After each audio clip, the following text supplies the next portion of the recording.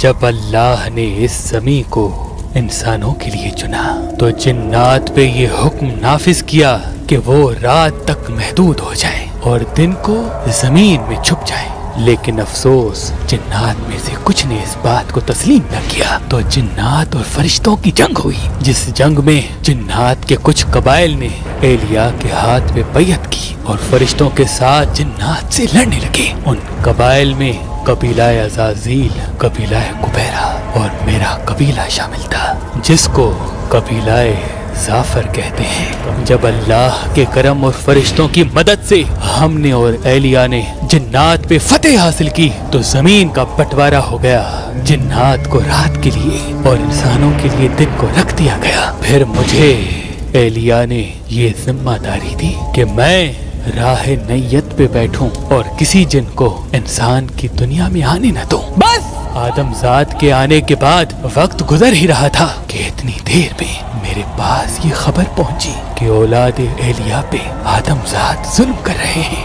میں حیرت سے جب زمین نینوا پہنچا تو دیکھا کہ میرے آقا کا بیٹا حسین اپنی گود میں اپنے جوان بیٹے کا لاش رکھے ہوئے ہیں۔ میرے مولا کا ایک ہاتھ زمین کربلا پہ ہے اور ایک ہاتھ علی اکبر کے سینے پہ۔ بس اللہ اکبر کہہ کے مولا نے جیسے برچی کو نکالا، اس کا جوان بیٹا تڑپنے لگا، اکبر کے خون سے زمین کربلا رنگین ہونے لگی۔ میرے مولا کا بیٹا فرمانے لگا، دیکھ دادا ابراہیم، نہ میری آنکھوں پہ پٹی ہے نہ میرے اسماعیل کے ہاتھ بندھے ہوئے ہیں، میری یہ قربانی اللہ کے دین کے لیے ہے۔ اتنے میں عرض کرنے لگا، اے ابو تراب کے بیٹے، یہ آدم ذات، ان کی کیا مجال کہ آپ کو رلائیں، آپ کے بچے کو قتل کریں؟ مجھے حکم دے، میں لاکھوں جنات اپنے ساتھ لایا ہوں، جس طرح سے میں نے اور میرے قبیلے نے جنات پہ فتح حاصل کی، ان آدم ذات کو ان کی اوقات سے واقف کرائیں۔ بس یہ کہنا تھا۔ امام حسین نے فرمایا،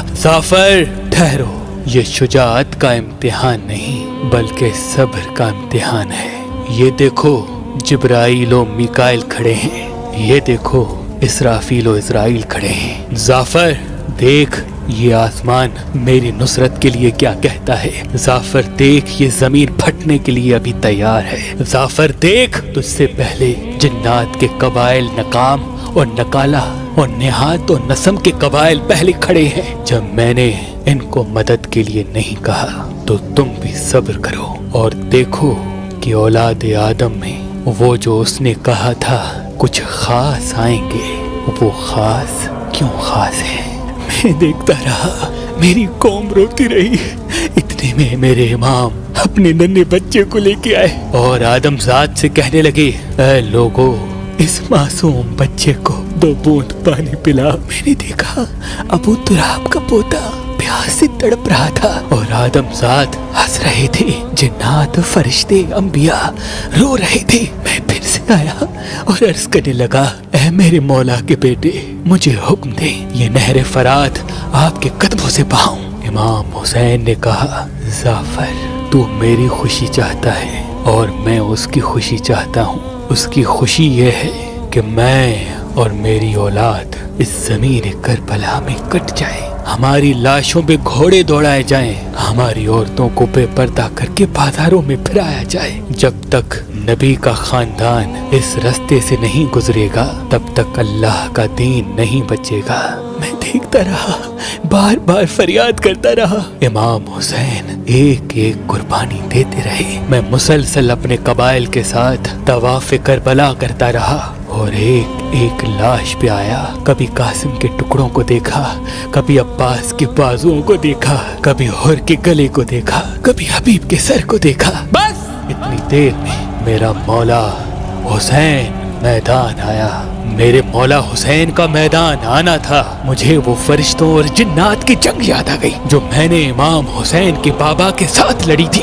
وہی روب تھا، وہی جوش تھا، وہی ذوالفقار۔ آدم ذات گھبرانے لگے، کوئی یہاں بھاگنے لگا، کوئی وہاں بھاگنے لگا۔ جب ہزاروں کے لشکر نے علی کے شیر کے سامنے مات کھا لی تو آدم ذات میں سے کسی نے کہا، یہ علی کا بیٹا ہے، چاروں طرف سے گھیر لو اور تیر، بھالے، نیزے دور سے پھینک کے مارو، جو قریب جائے گا वो फिन्नार होगा। दूर से मारते रहते हैं, कभी न कभी तो हुसैन जरूर जीन से जमीन पे गिरेगा। बस हजारों लोगों ने मेरे बोला के बेटे पे हमला कर दिया और किसी ने खयाम को आग लगा दी। मेरा बोला कभी लश्कर की तरफ जाता है, कभी खयाम को बुझाने के लिए जाता है। मैं इधर से उधर भागता रहा, कहता रहा मौला मुझे हुक्म दे, इन आदमजात को इनकी औकात दिखाऊं। इतनी देर में आवाज गैब आई, हुसैन तू कामयाब हुआ।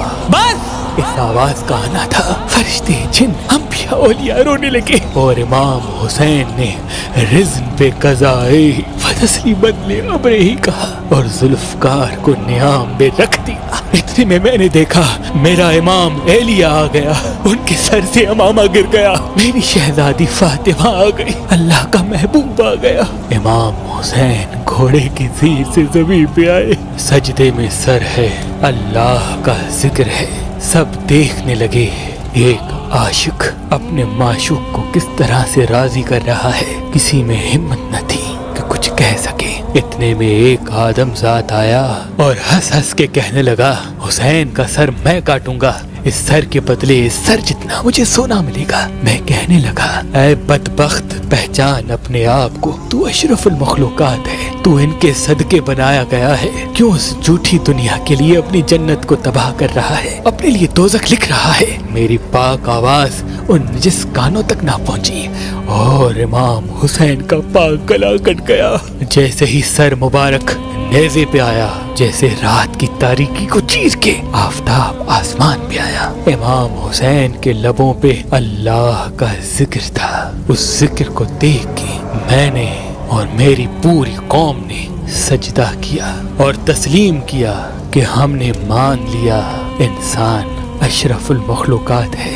अगर ऐसे इंसान होते हैं तो इनको एक सजदा नहीं बल्कि लाखों सजदे किए जाएं तब भी कम हैं, बल्कि लाखों सजदे किए जाएं